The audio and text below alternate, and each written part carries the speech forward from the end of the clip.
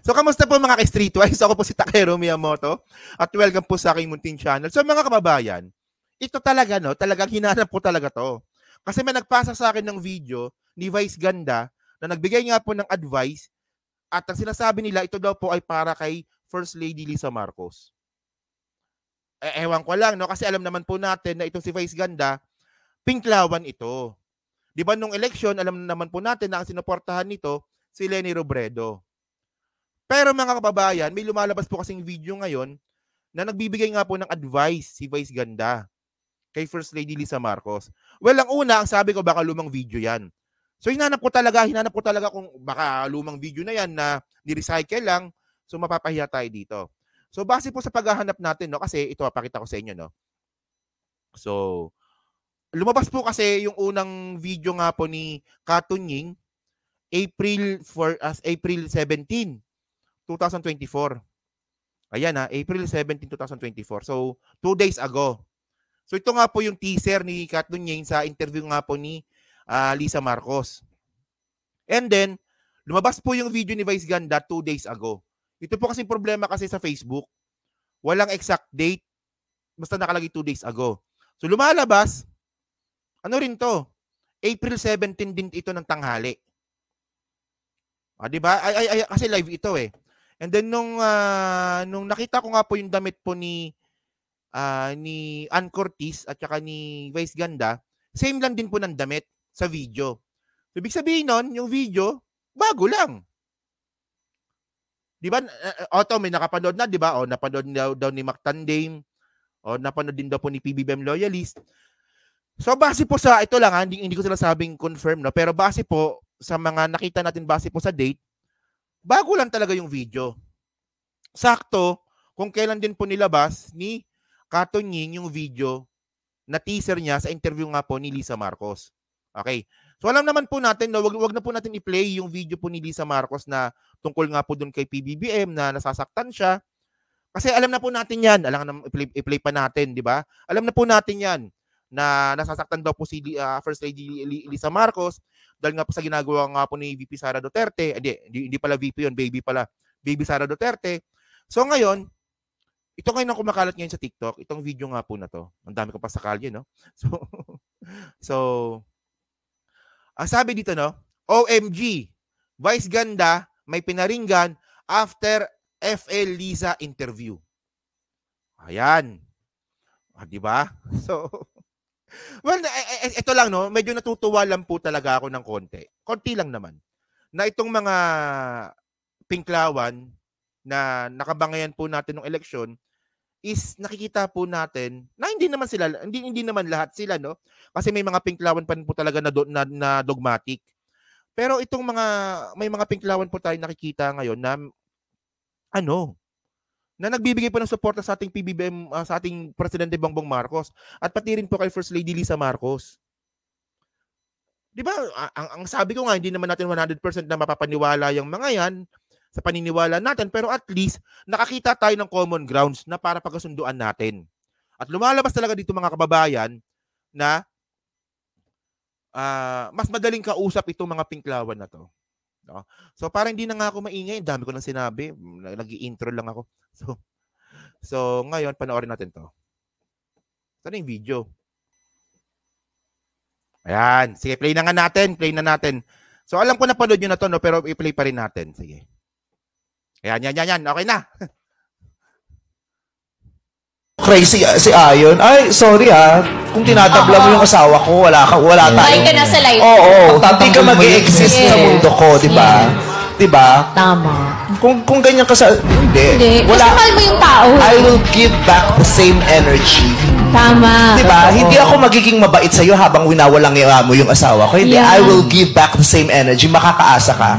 Hindi ako ganun kabait na kahit salbahe ka, mabait pa din ako. Ay, hindi. Hindi ako ganun kabait. Nangyari ako, ino-crazy. Ayun, so mixi lang naman, 30 seconds lang naman to. So, ewan ko lang, no? Pero kasi, no? Napaka-coincidence naman kasi na sinabi ito ni Vice Ganda sa mismong araw din nung nilabas nga po ni Katunying yung teaser niya sa interview nga po ni Lisa Marcos. And then mga babayan, bukod nga po dyan kay Vice Ganda, no? may mga politician na rin po kasi na nagbigay rin po ng pahayag regarding po dyan. So, isa na nga po dito, yung mayor po ng Iloilo. Ito.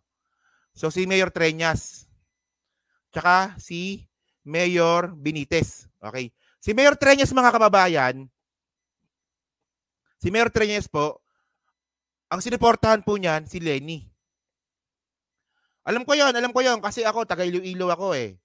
At talo po si Bongbong Marcos dito sa Iloilo nung eleksyon. Kasi po, ang dinala po talaga ni Treñas at saka ni Governor Defensor, si Lenny.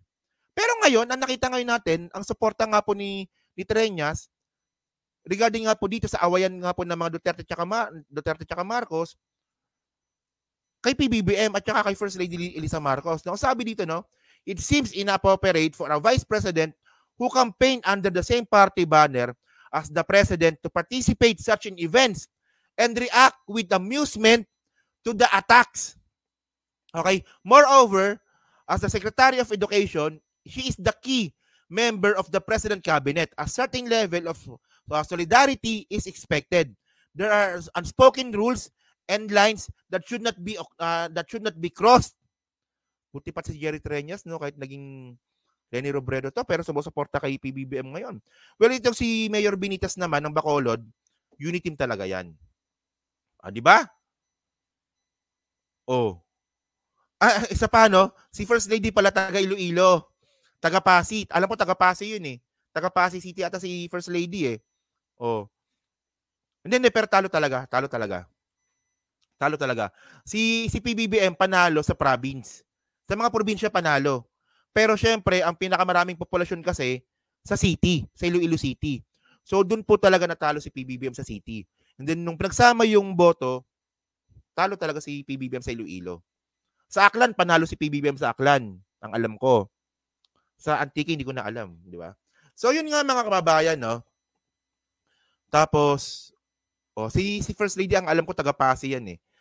And then, bukod nga po dyan, nagsalita rin po itong si Larry Gadon. Alam, mga kababayan, no?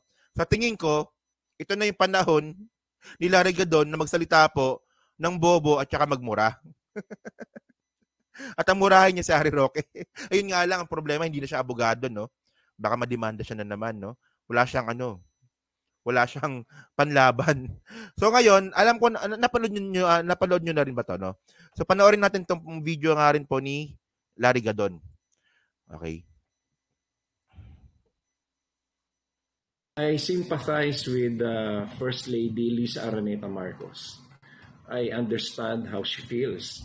Dahil kasi yung mga pangyayari ngayon at yung mga nakaraan pang mga pangyayari ay talaga nagpapakita na masakit para sa kanya. Dahil unang-una, itong sukdulan, itong nangyari sa Tagum, kung saan yung sinasabi nila na peace rally and prayer rally, hindi naman ganun ang kinalabasan, kundi naging destabilization rally.